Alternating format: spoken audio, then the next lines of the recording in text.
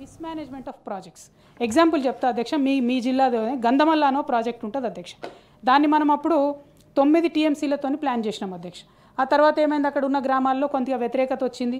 Plus already మనకు కాళేశ్వరం నుంచి మల్లన్న సాగర్ నుంచి గంధమల్ల చెరువుకు కూడా నీళ్ళు ఇచ్చుకునే పరిస్థితి ఉండే మనకు. అందుకని గంధమల్ల కొంచెం మనం ఆపి పెట్టినాం, ఇంత వ్యతిరేకత వస్తుంది ప్రజలకు. ఇప్పుడు ఈ ప్రభుత్వం ఏం చేస్తుంది అధ్యక్ష అంటే వీళ్ళ కరప్షను, వీళ్ళ మిస్మేనేజ్మెంట్ నేను ఎక్స్పోజ్ చేయాలి ప్రజలకు అని చెప్తా ఉన్నా అధ్యక్ష.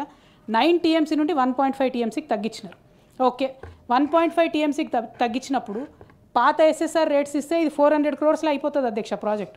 కానీ దీనికి కొత్త ఎస్ఎస్ఆర్ రేట్స్ ఇచ్చి 1000 crores ప్రాజెక్ట్ని తీసుకొచ్చినారు అధ్యక్ష.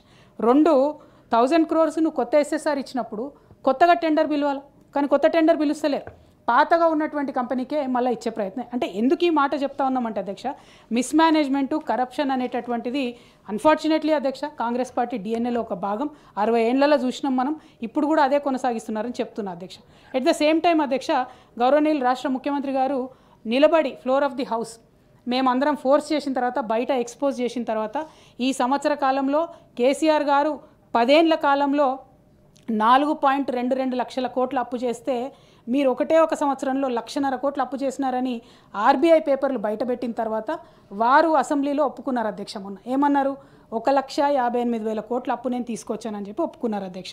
దాంతోపాటు అధ్యక్ష మనకు ప్రభుత్వం చెప్పనిది, సింగరేణి మనకు చాలా 40,000 మందికి ఉద్యోగాలు ఇస్తుంది అధ్యక్ష. మన రాష్ట్ర ఆర్థిక శక్తికి కూడా చాలా తోడ్పాటునిస్తుంది.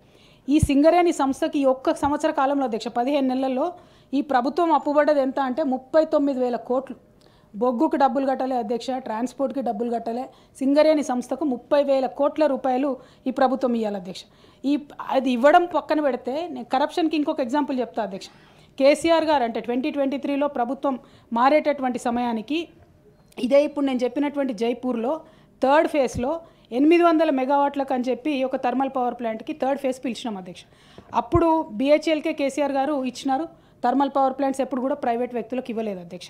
ఆనాడు ఉన్నటువంటి ఎస్టిమేట్ ఎంత అంటే అధ్యక్ష 5,800 కోట్ల నుంచి 6,000 కోట్ల రూపాయల్లో సప్లై ఆఫ్ పవరు, ఎరెక్షను, కమిషనింగు, O&M కూడా మొత్తం ఆపరేషన్స్ అండ్ మెయింటెనెన్స్ కూడా కలిపి 5,800 to 600 crores అని చెప్పి ఎస్టిమేట్స్ ఇచ్చినాం అధ్యక్ష. ఈ ప్రభుత్వం వచ్చినాక అధ్యక్ష జస్ట్ వితిన్ 12 months, ఓన్లీ 12 నెలల్లో ఆ ఎస్టిమేట్ ఎంతకు మారింది అధ్యక్ష, 9,500 కోట్లకి. అంటే 5,800 కోట్ల నుంచి 12 నెలల్లో ఏమి చేయకుండా, ఎటువంటి పరిస్థితులు మారకుండా 9,500 కోట్ల రూపాయలకు ఎస్టిమేట్ మారింది అధ్యక్ష. దీనికి లెటర్ ఆఫ్ యాక్సెప్టెన్స్ కూడా ఇచ్చారు అధ్యక్ష. అసలు ఏ బేసిస్ మీద మారుతుంది అధ్యక్ష? సింగరేణి బతుకుతుందా అధ్యక్ష ఇట్లా చేస్తే? లిటరలీ డబుల్ తీసుకుంటే కరప్షన్ ఇది ఎట్లా బతుకుతుంది అధ్యక్ష? ఓ పక్కనేమో 40,000 కోట్ల అప్పు, ఇంకో పక్కన కరప్షన్.